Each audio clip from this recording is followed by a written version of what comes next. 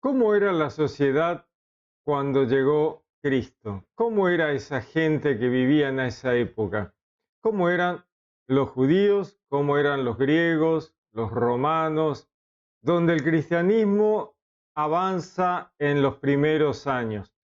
¿Qué diferencia tenía esa gente de la gente que había vivido antes? ¿Y qué le aportó el cristianismo a los judíos, a los griegos y a los romanos? Porque el cristianismo trajo cambios importantísimos en la sociedad. ¿Cuáles fueron los cambios principales? ¿De qué se trata la llegada del cristianismo? Y aunque por un lado trajo gran progreso a la sociedad, por otro lado generó una enorme oposición. ¿Por qué se opuso parte de la sociedad al avance del cristianismo? ¿Qué tuvo que modificar el cristianismo para poder seguir avanzando? Vamos a analizarlo porque es muy interesante ver de qué se trata, cómo cambió la sociedad luego del cristianismo.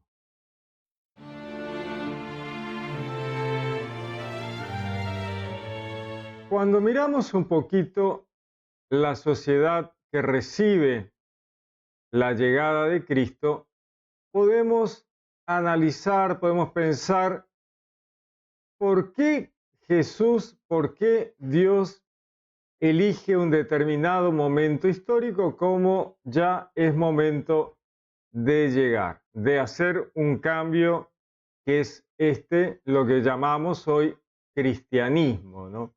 ¿Por qué Jesús no llegó 500 años antes o por qué no llegó 1000 años después? ¿Por qué llegó en ese momento en particular?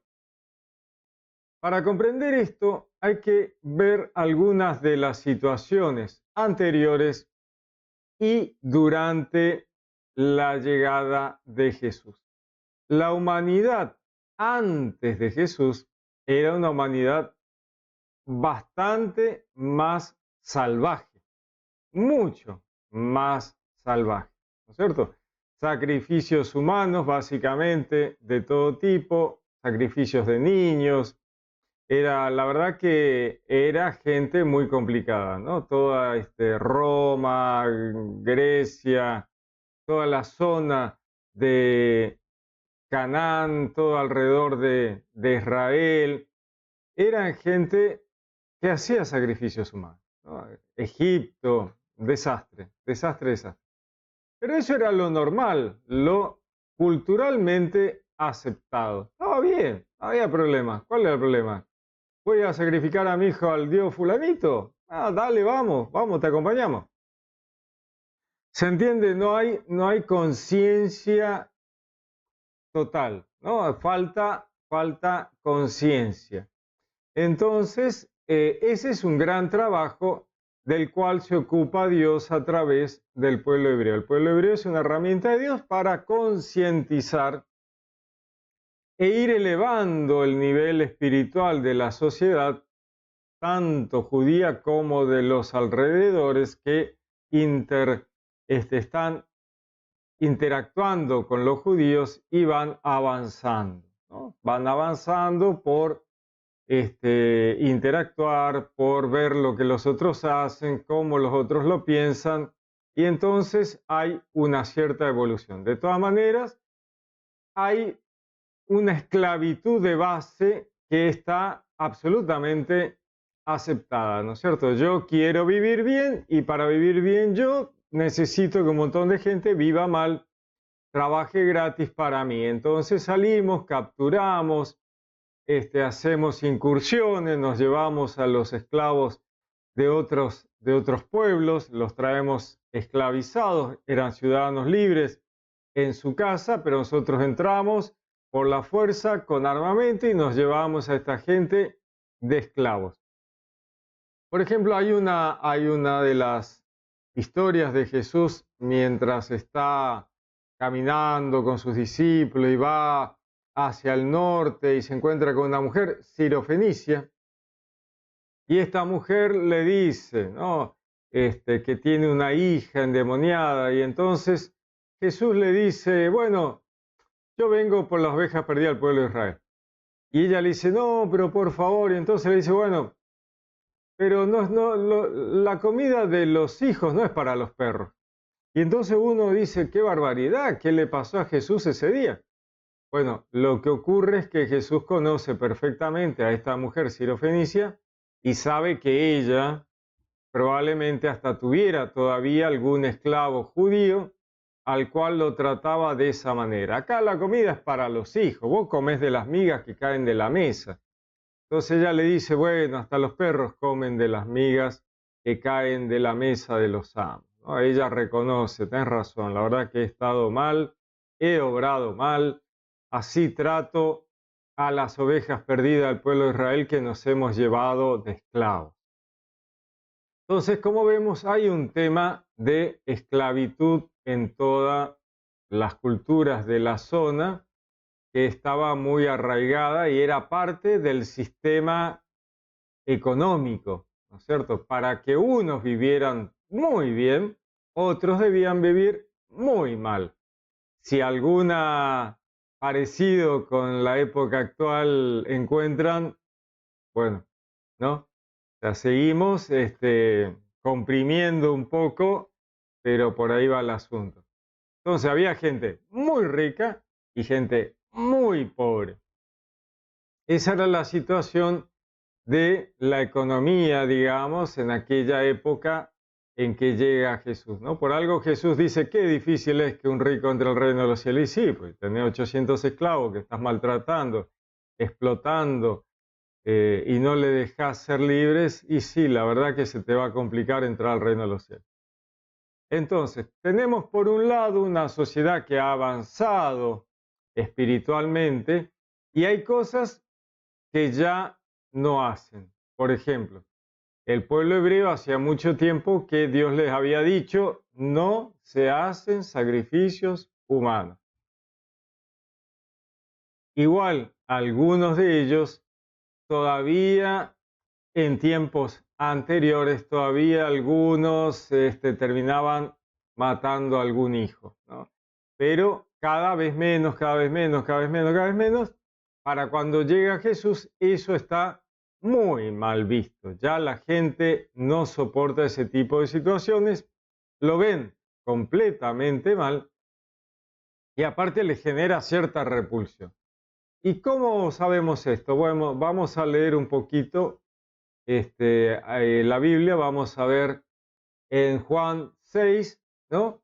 Cuando Jesús les dice, en verdad os digo, si no coméis la carne del Hijo del Hombre y no bebéis su sangre, no tenéis vida en vosotros. El que come mi carne y bebe mi sangre, tiene vida eterna y yo le resucitaré el último día, porque mi carne es verdadera comida y mi sangre verdadera bebida. El que come mi carne y bebe mi sangre permanece en mí y yo en él. Lo mismo que el Padre que vive me ha enviado y yo vivo por el Padre, también el que me coma, vivirá por mí. Fíjense que abajo, un poquito más adelante, dice, muchos de sus discípulos al oírle dijeron, es duro ese mensaje, ¿quién puede escucharlo? Pero sabiendo Jesús en su interior que sus discípulos murmuraban por esto, les dijo, ¿esto os escandaliza? Y cuando veis al Hijo del Hombre subir a donde estaba antes. Bueno, fíjense que esto es como una medición de situación, ¿no? Es como si Dios hubiera puesto un termómetro en la sociedad para ver qué opinaban en relación a determinados eventos que el solo mencionarlo genera una repulsión aún entre sus seguidores, ¿no? Dicen, qué feo lo que está diciendo, qué horrible. Ese día Jesús perdió un montón de seguidores. Entonces uno dice, oh, qué mal día, qué barbaridad. ¿Por qué dijo eso? ¿Cuánta gente perdió? Bueno, ¿estuvo mal que haya perdido esos seguidores? La verdad que no, porque esa gente dijo, eso es muy feo de escuchar, yo no voy a seguir escuchando a un maestro que me hable de un sacrificio humano. Entonces eso como medición de estado de la sociedad, si uno tuviera un termómetro, hubiera medido la sociedad en ese momento, uno dice, bueno, es un buen momento para hablar del amor al prójimo, porque la gente no soporta ni escuchar la posibilidad de un sacrificio cruento humano, ¿no? Entonces, es el momento perfecto para que Jesús llegue, hable de amor al prójimo y la gente lo escuche. Si Jesús hubiera llegado en época de Moisés y le hubiera hablado esto mismo, todos hubieran dicho, sí, sí, sí, contá con nosotros para morderte. ¿Dónde hay que morderte? ¿Dónde hay que tomar tu sangre? Ah, todo bien. Y amor al prójimo, ¿de qué amor al prójimo me hablas? No existe eso, ¿no? En época de Moisés nadie lo hubiera escuchado nada. Probablemente se lo hubieran comido de verdad. Ahora, en la época en que Jesús llega, toda la sociedad ya está preparada para escuchar eso. Por eso Jesús llega en ese momento. Todavía faltan cosas, obviamente, todavía faltan.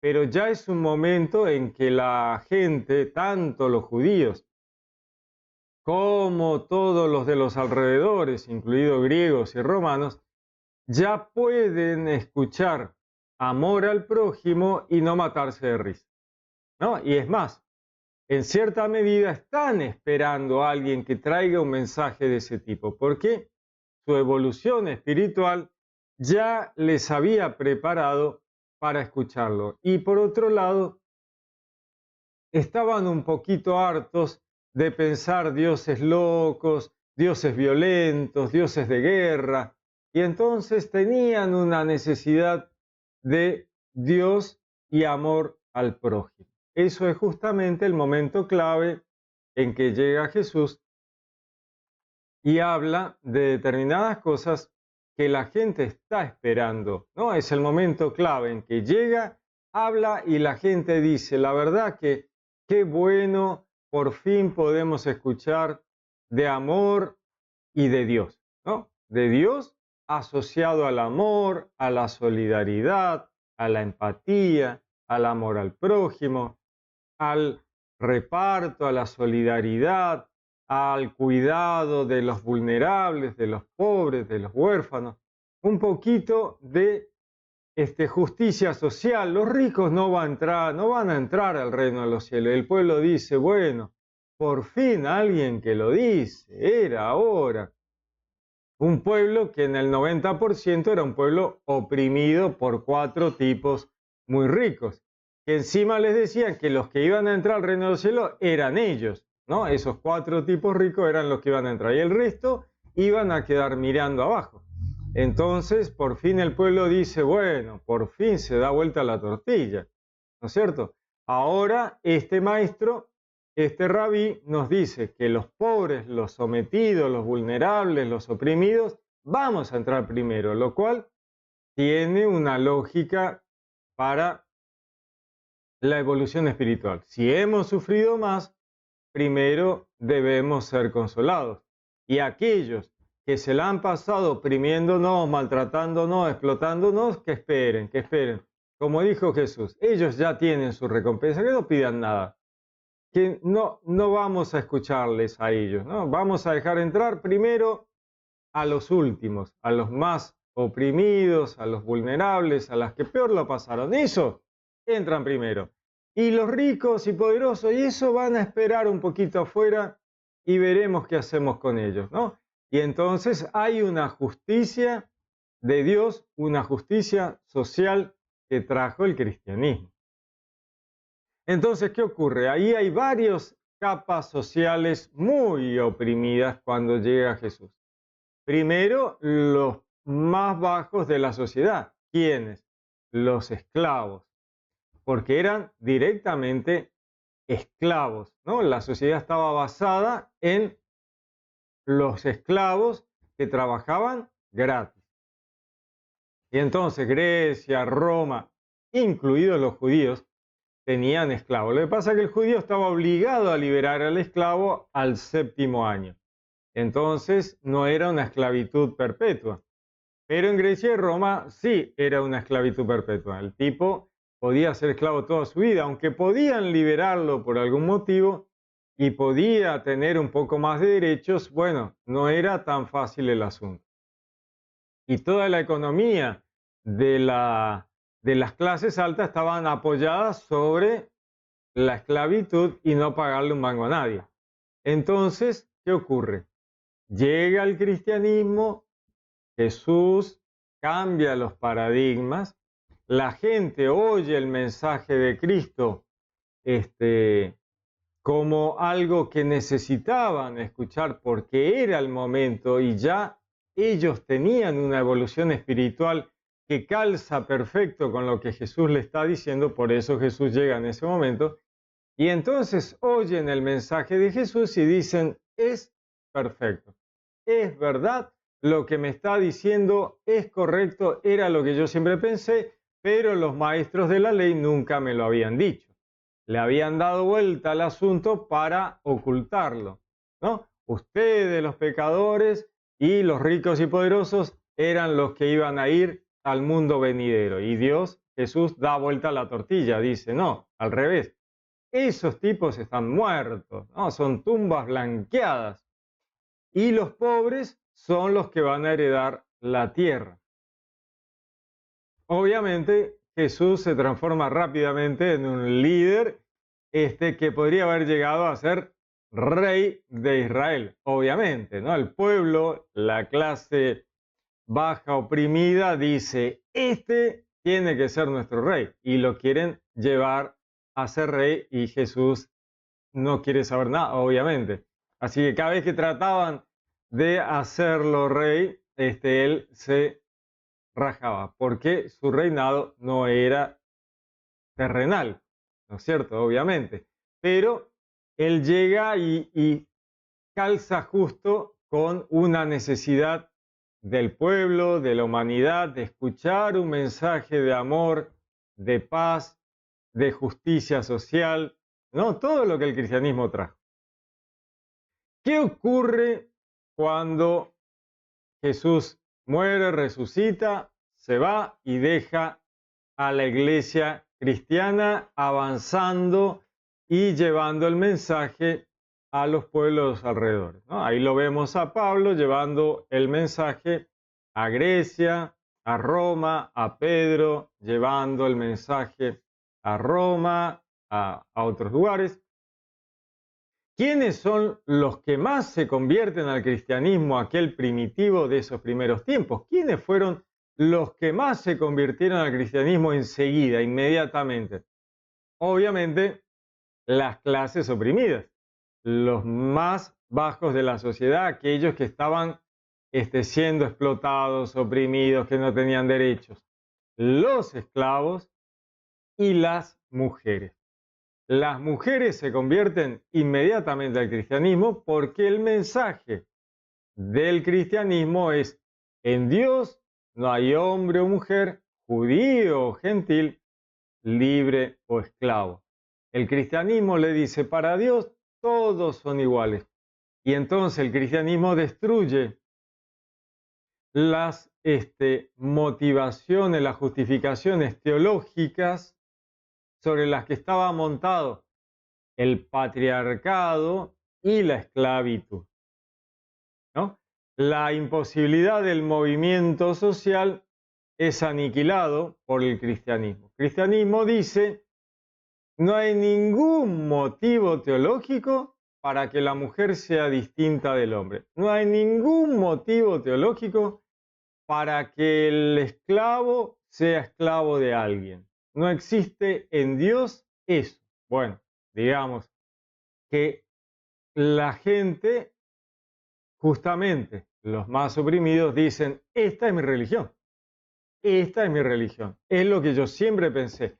¿Por qué mi marido me tiene que oprimir? La mujer, ¿no? La mujer dice, no, si yo, ¿qué diferencia tengo con mi marido? Ninguno, es más, yo podría manejar mejor los negocios de mi marido no me deja. Entonces, las primeras en convertirse son las mujeres. Cuando uno ve las actas de algunas de comisiones romanas, los romanos cuando ya empiezan a perseguir a la iglesia, patean la puerta, entran, se llevan detenidos a los cristianos en esas reuniones clandestinas de esta secta judía, se los llevan todo preso, hacen actas donde anotan. ¿Y qué me encontré? Me encontré con un cáliz, un pan que repartían, túnicas, ¿no? Y entonces cuando uno lee el acta dice, por ejemplo, por cada túnica de hombre había 6 túnicas de mujer. Fíjense la diferencia en la cantidad, ¿no? Una túnica de hombre, 6 túnicas de mujeres. O sea, había todas mujeres. Cuando uno ve las imágenes de grabados, pinturas en las catacumbas, ve que son todas mujeres. Eran todas mujeres las de la iglesia primitiva. Bueno, justamente porque ellas ven un alivio y la capacidad de tener derechos que las religiones griegas y romanas le prohibían, no se lo daban. Pero en el cristianismo, el apóstol Pablo dice, no, en Dios no hay diferencia entre hombre y mujer. Y de hecho, las ayudantes, las que acompañaban a Pablo, eran muchas mujeres que enseñaban a los hombres. En un contexto judío eso no ocurría, ¿no? Básicamente no ocurría. En un contexto griego y romano, ni hablar, porque las mujeres ni siquiera accedían a la educación. Sin embargo, las mujeres que acompañan al apóstol Pablo enseñan a los hombres, son evangelizadoras, son ilustres entre los apóstoles, dice el apóstol Pablo, ilustres entre los apóstoles. Le enseñan a los judíos, ¿no? Judías enseñando a judíos, evangelizándolas. Eran diaconisas. Hay actas romanas donde se meten presas a diaconisas cristianas. En Italia se han encontrado lápidas de tumbas donde justamente la arqueología muchas veces investiga, hurga en las lápidas, porque las lápidas quedan durante muchísimo tiempo grabados en piedra y es fuente para conocer temas sociales. Bueno, en Italia se han encontrado lápidas de mujeres presbíteras, fíjense, ¿no? Mujeres presbíteras, sacerdotes. Entonces vemos que en aquella iglesia primitiva las mujeres tenían un montón de derechos que lamentablemente fueron perdiendo después. Ya veremos por qué lo perdieron. Pero ni bien arranca el cristianismo, Pablo, que tiene la conciencia segura de que en Dios no hay diferencias, no hace ninguna diferencia entre hombres y mujeres. Entonces uno puede escuchar que algunas personas me dicen, bueno, pero habla de que la mujer debe permanecer callada, que no, él no permite que la mujer hable en la reunión. Y entonces ahí, cuando uno lee esas cartas, debe tener en cuenta el contexto y leer toda la carta, porque con un versículo no podemos hacer doctrina. Pablo le está hablando a los judíos gnósticos. Esas mujeres eran judías gnósticas, que creían que por el solo conocimiento y la iluminación ya se salvaban y no era necesario ser cristianas ni nada. Entonces, molestaban en las reuniones cristianas porque sus maridos se habían convertido y ellas molestaban con el tema gnóstico. Y entonces Pablo dice, yo no permito hoy, no permito ahora. Hay que leer las cartas en griego. En español eso puede no darse cuenta, no notarse. Pero Pablo está diciendo, en este momento yo no permito que las mujeres, estas gnósticas judías, molesten con este tema New Age, porque la New Age no es moderna, ya era de aquella época. Era un tema judío con religiones orientales, lo que conocemos hoy como New Age. Ya en aquella época existía y molestaban bastante y Pablo no tenía mucha paciencia. Así que les dice, yo no les permito que estén molestando con eso acá, arréglenlo con sus maridos en su casa. Vamos, diga, a otra cosa. Entonces todo tiene un sentido, porque Pablo no estaba loco, no podía ser que tuviera mujeres diaconisas, maestras, ilustre entre los apóstoles y después las haga callar. No tiene ningún sentido, no tiene ningún sentido. Por eso los pícaros que tratan de agarrar estos textos de esas cartas para decirle a su mujer callate en misa, deberían leer el resto, ¿cierto? Leer el resto. Entonces, ¿qué ocurre con el cristianismo que sale a la calle en aquel momento? Bueno, por un lado, el tema de la mujer. La mujer se convierte inmediatamente al cristianismo porque la mujer cristiana tiene todos los derechos que tienen los hombres, todos, exactamente igual. Para el cristiano, la mujer está absolutamente en igualdad de condición, no hay ninguna diferencia. ¿Y en qué basa eso el cristianismo? Porque en el judaísmo resulta que eran patriarcales. Bueno, pero hay una relectura del cristianismo por Jesús de aquellas cosas judías que estaban mal entendidas. Por eso Jesús decía, recuerden, les han dicho esto, pero yo les digo distinto. ¿Por qué? Porque vengo a perfeccionar lo que han entendido mal. Y entonces ahí uno, cuando lee los textos originales, por ejemplo, del Edén, uno se encuentra con que la traducción al español, por ejemplo, dice que Dios le llevó los animales a Adán para ver si él encontraba una ayuda adecuada. Pero el hebreo no dice ayuda adecuada. El hebreo dice Eser Kenegdo. ¿Qué es Eser Kenegdo? Bueno, Eser es una ayuda que proviene de Dios. Por eso hay algunos nombres en la Biblia, por ejemplo, Eliezer. Eliezer es poderosa ayuda de Él, de Dios. Entonces, Eser es una ayuda que proviene de Dios. Y Kenegdo es que confronta, que va contra Él. No es una ayuda adecuada, es una ayuda que confronta, que interpela, que va contra Él para ponerle los puntos, para ponerle en el camino correcto. Entonces, hombre y mujer son Eser Kenegdos, son ayudas poderosas de Dios que confrontan e interpelan para mantenerse en el camino correcto. No es lo mismo que ayuda adecuada, ¿eh? Ayuda adecuada suena a secretaria. Eser Kenegdo es una ayuda que confronta. Eso es lo que dice el texto en hebreo. Por otro lado, cuando Dios saca una parte de Adán y hace a la mujer, la Biblia no dice hombre y mujer. Dice varón y varona, ish e isha. Entonces, cuando el hombre ve a su mujer, dice, esta es hueso de mi hueso, carne de mi carne. Con lo cual, en el relato del Edén, lo que está diciendo Dios a través del relato es que en ellos no hay ningún tipo de diferencia. Dios no hace a la mujer con un barro distinto, no, hace al hombre con el barro y de ese mismo barro hace a la mujer.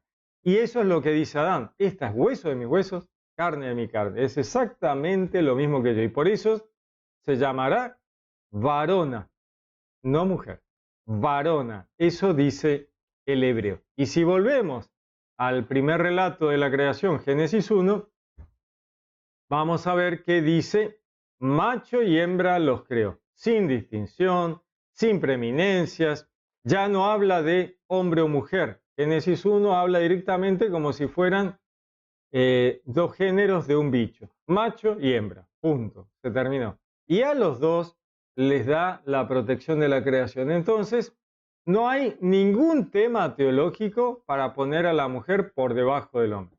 Entonces me dirán, bueno, pero dice que así como Jesús es cabeza de la iglesia, el hombre es cabeza de la mujer. Bueno, entonces aquellos hombres que entienden que eso les permite tener algún tipo de preeminencia sobre su mujer, deben mirar que el modelo a seguir es el de Jesús.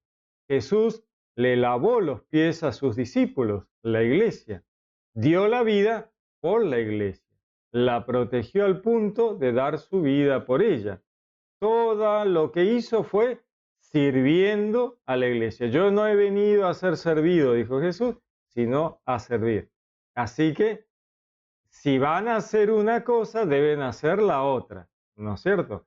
No agarro lo de adentro del durazno y dejo la cáscara. El que quiere durazno se aguanta la pelusa del durazno, ¿no es cierto? Es así. Entonces tenemos un cristianismo que sale a la calle, que le da derechos, todos los derechos a la mujer en igualdad con el hombre, y que dice al esclavo, no hay ningún motivo teológico para tu esclavitud, lo cual genera inmediatamente que los esclavos replanteen su situación. Diga, me mintieron, me engañaron. Los dos dicen lo mismo.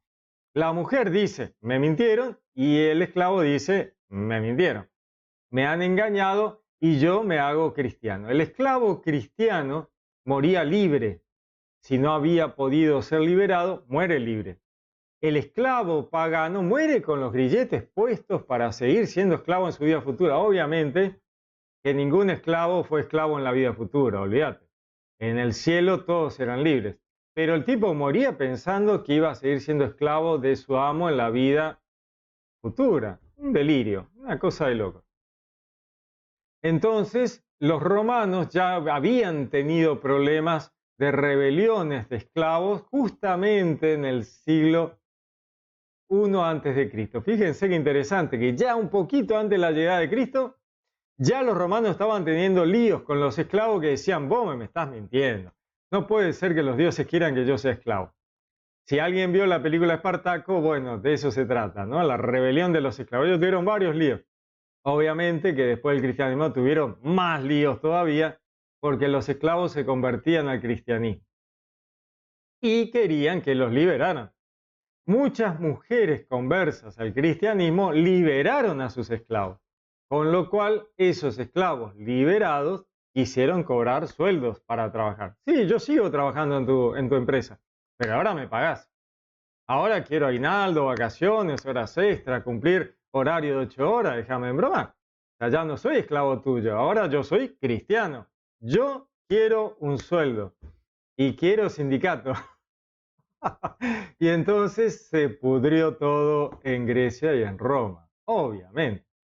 Al principio, cuando la iglesia cristiana sale a la calle y empiezan a convertirse los hombres, ¿no?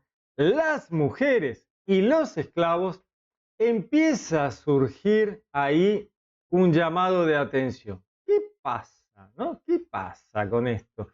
¿No? Los romanos, los griegos dicen, sí, no hay problema con la religión. A mí qué me importa qué religión tienen esta secta judía, porque los cristianos eran simplemente una secta judía.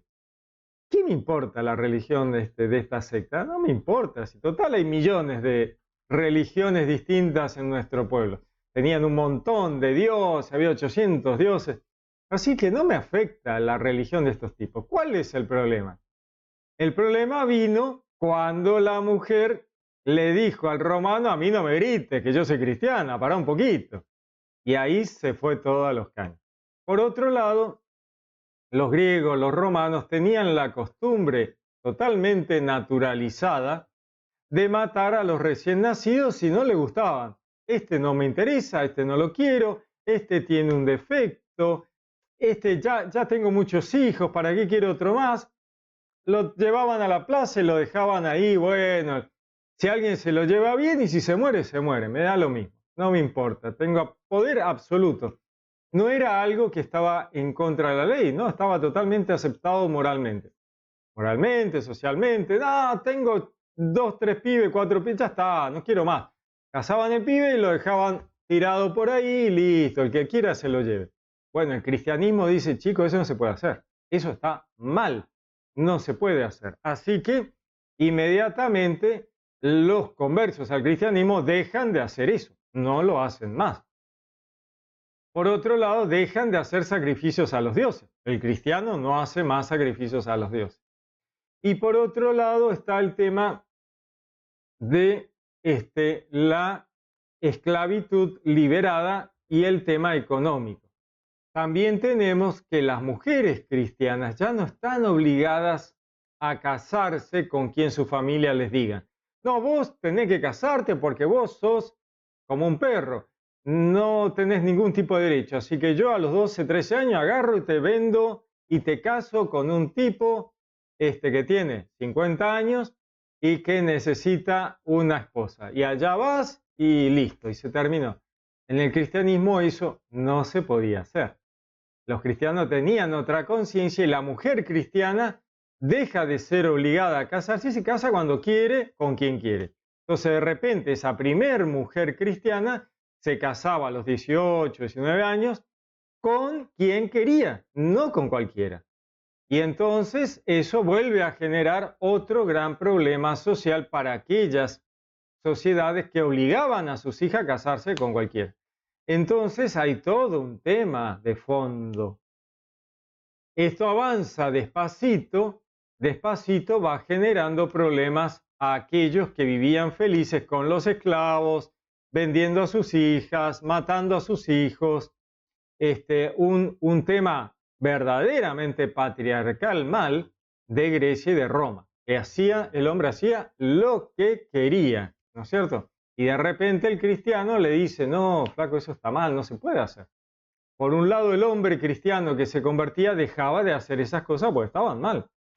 Y por otro lado, las mujeres conversas cristianas le decían a sus maridos que todavía no se habían convertido, lo que estás haciendo está mal y yo no lo voy a hacer. El marido le decía, agarrá al pibe que lo vamos a tirar, la mujer cristiana le decía, no, eso está mal, yo no quiero tener problemas con Dios, no lo voy a hacer. Y entonces empezó a haber grandes problemas en la sociedad griega y romana. Y por otro lado, el tema de la guita, del bolsillo.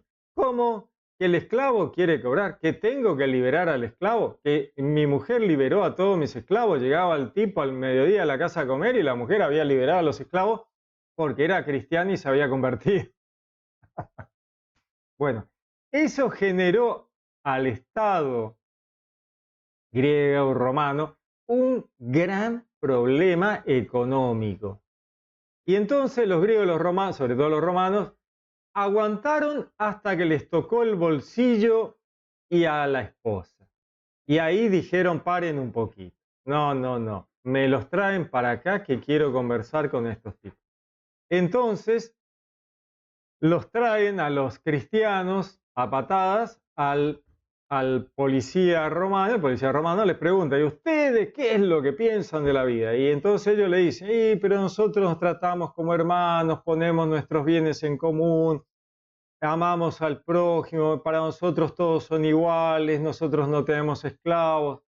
Y el romano, todo lo que escuchaba, que para nosotros nos parece maravilloso, para el romano le parecía toda una locura y una barbaridad. Cuando uno lee estas actas, decís, pero el tipo te está diciendo que es buena persona, pero el romano veía como si fuera un terrorista. Y entonces decían, pero fíjense que ya ni siquiera hacen sacrificios a los dioses, ¿cómo puede ser? Otro gran problema del cristianismo al avanzar sobre Roma fue que el cristiano dice, el César no es Dios. Y ahí viene otro drama. ¿Cómo que el César no es Dios? No, tenés que hacer sacrificios al César. Y el cristiano dice, yo no voy a hacer ningún sacrificio al César, porque el César no es Dios y yo tengo un solo Dios, que es Dios. Y no voy a hacer un sacrificio al César. Así que los romanos los traían, los maltrataban, los torturaban, y si el tipo no se arrepentía de ser cristiano y no hacía un sacrificio al César, lo mataban. ¿Por qué ocurre esto? Bueno, pues el cristianismo estaba destruyendo la justificación del César de su divinidad. Y de ahí se entiende que los emperadores romanos se hicieran arrianos.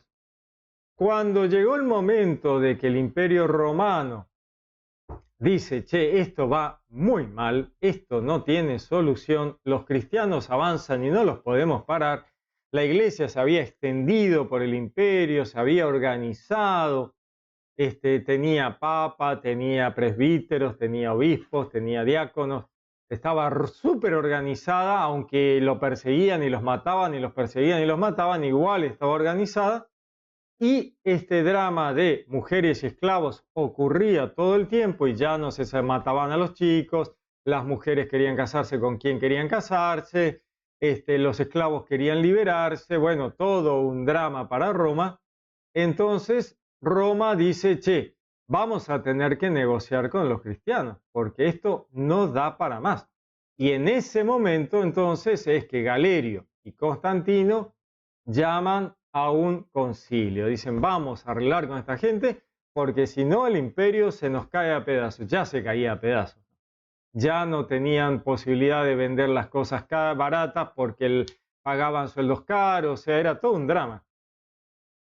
Había que pagarle sueldo a los empleados. Ellos no querían pagarle sueldo a nadie. Entonces, llaman al concilio que llama Constantino, ¿no? Entonces Constantino financia el concilio. Bueno, vengan todos, vamos a conversar y vamos a llegar a un arreglo, dice Constantino con Galerio, ¿no es cierto? Vengan y arreglemos. Pero ¿con quién arreglo? Dice Constantino. Pues yo no sé quién es. Los servicios de inteligencia, los romanos y se fijan qué onda con la iglesia, vuelven y le dicen a Constantino, mira, hay un montón de facciones cristianas. No sabemos con cuál tenemos que arreglar, porque ¿con quién arreglamos? Si la iglesia no se une en un solo voz cantante, ¿con quién firmamos un acuerdo? No tenemos con quién firmar un acuerdo. Primero tenemos que resolver quién es la voz cantante de la iglesia, cuál es la verdadera iglesia de Cristo, y entonces firmamos un acuerdo. Entonces Constantino llama a un concilio de la iglesia cristiana para tener un interlocutor válido, para tener alguien real, verdadero, que no se le echara atrás con quien conversar. Entonces todos los obispos de la zona son convocados, como 3.000 obispos son llamados y llegan solo 300 y pico. Constantino financia todos los gastos de la movida. Obviamente tiene un tiempo que tarda, no era como hoy que mandaban un WhatsApp y la gente se enteraba. Y por otro lado les avisa Constantino a sus soldados romanos que no maten a esos obispos que están viniendo al concilio, ¿no? Les pago el viaje, no los mato, prometo que no los voy a matar y los voy a dejar llegar. Hacen el concilio y en el concilio surge que la verdadera iglesia, el nodo central, aquello que es la iglesia principal, es la iglesia católica. La iglesia católica surge porque salta del concilio cuando todos se ponen de acuerdo, todos hablan, se reúnen y dicen, bueno, ¿quién es la iglesia de Cristo? Dicen la iglesia católica.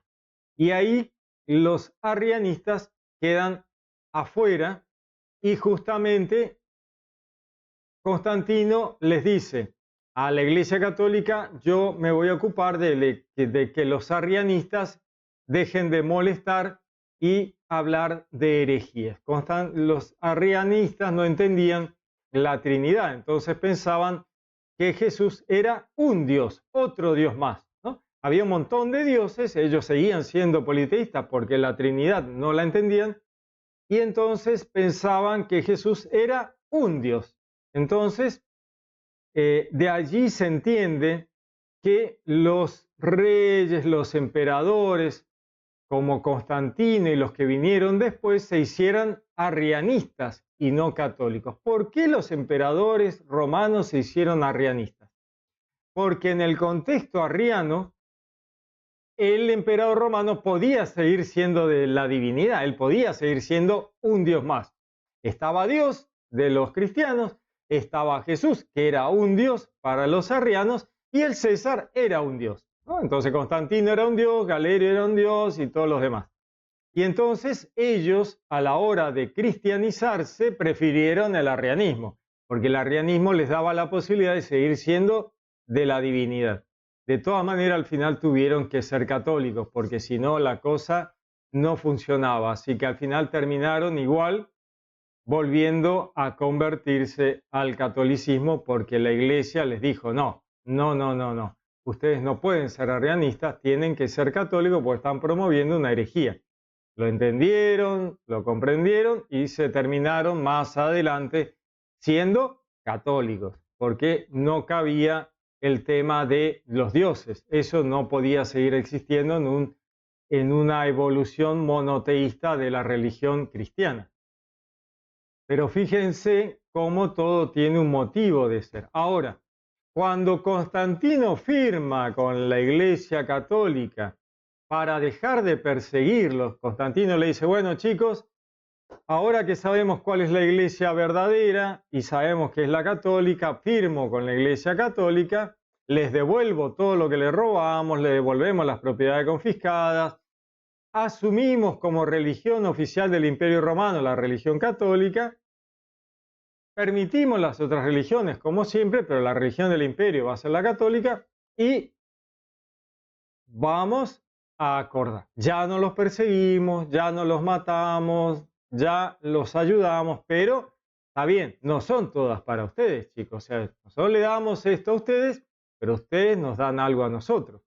¿Qué nos van a dar a nosotros? ¿Para qué estamos haciendo esto? Para que la corten con el tema de las mujeres y de los esclavos. Córtenla con esa historia, porque si no, seguimos en la misma. Y ahí la mujer pierde los derechos adquiridos por el cristianismo y los esclavos pierden los derechos adquiridos con el cristianismo. Volvemos a la esclavitud y volvemos a que la mujer se queda calladita en la casa, y entonces ahí viene todo una traducción de los textos bíblicos tendenciosos, podríamos decir, ¿no? Y entonces ahí vemos estas traducciones de ayuda adecuada, mujer virtuosa. Por ejemplo, en un texto de la Biblia donde se habla sobre la mujer y se habla de cuál es la mujer ideal, ¿no? La mujer virtuosa. Bueno, el hebreo no dice mujer virtuosa, dice Shet Hail, que es mujer poderosa, ¿no? Pero fíjense cómo hay todo un tema de las traducciones para orientarnos en un tema de, otra vez, que la teología valide lo que yo quiero. Entonces, la mujer de vuelta a ser, no una mujer que cose y cuida a los pibes, no molestes en la empresa, no molestes en la iglesia, no molestes, no, pero en realidad el hebreo no dice mujer virtuosa, dice Eshet Hail, que es mujer poderosa, una mujer militar que lleva el fusil cargado al hombro, que atiende la empresa, que organiza a los trabajadores, que compra, que vende, que hace todo lo mismo que hacía el hombre. Porque Eshet Hail es una forma de hablar del hombre militar y le está hablando el hebreo de la mujer judía. Entonces hay que comprender este tipo de cambios y el contexto y por qué se frenó. Los grandes cambios sociales del cristianismo se vieron frenados durante la evangelización. Entonces se hizo la evangelización de todo el tiempo desde allá, desde el siglo 3-4 hasta hoy, ¿no? Donde se validó en algún punto al capitalismo tanto original como el actual, y por eso el cristianismo sigue teniendo tanta oposición cuando trata de ser verdaderamente cristiano. Cuando trata de darle todos los derechos a la mujer, tiene una fuerte oposición. Cuando trata de darle derechos al trabajador, al oprimido, al huérfano, a la viuda, tiene enorme oposición. ¿Por qué? Porque sigue siendo el mismo drama del siglo I, segundo, tercero. El drama sigue siendo el mismo. Cuando el cristianismo trata de cumplir con lo que Jesús dijo, la oposición es brutal. Y por eso se persigue a la Iglesia Católica, la doctrina social de la Iglesia, la justicia social, los derechos de las mujeres, los derechos de los trabajadores, y hay una fuertísima oposición como fue la misma del siglo III, II, I. Es lo mismo, ¿no? Se ha mejorado un montón porque los derechos de los niños han subido un montón y los derechos de las mujeres también. La mujer ahora tiene muchísimo más derechos que en el siglo IV con Constantino. Pero de todas maneras todavía falta, ¿no? Todavía falta. Porque es necesaria una conciencia social que valide lo otro, ¿no? No alcanza con que el cristianismo diga, no, hombre, en Dios no hay diferencias. La sociedad debe concientizarse para comprender que eso realmente debe ser así. Y todavía hay grandes porciones de la sociedad que no quieren que eso sea así. Y siguen viviendo muy bien gracias a que mucha gente vive muy mal. Y eso no es cristiano, obviamente, ¿no es cierto? Entonces, como cristianos, debemos comprender estas situaciones, entender cómo ha ocurrido todo, de qué se trata y realmente pensar cristianamente, lo cual va a llevar a una evolución social, una evolución humana. No digo que esto ocurra en los próximos años, pero por lo menos que dentro de 1000 años, 2000 años, 10.000 años, seamos verdaderamente una sociedad cristiana como corresponde, ¿no es cierto? Todos iguales, todos con los mismos derechos y realmente con una sociedad que distribuye, reparte, solidaria, ¿no es cierto? Como debería ser. Muy bien, les dejo algo para pensar, les deseo un lindo día, que Dios los bendiga, los saludo con gran afecto, les habló Pablo Castro.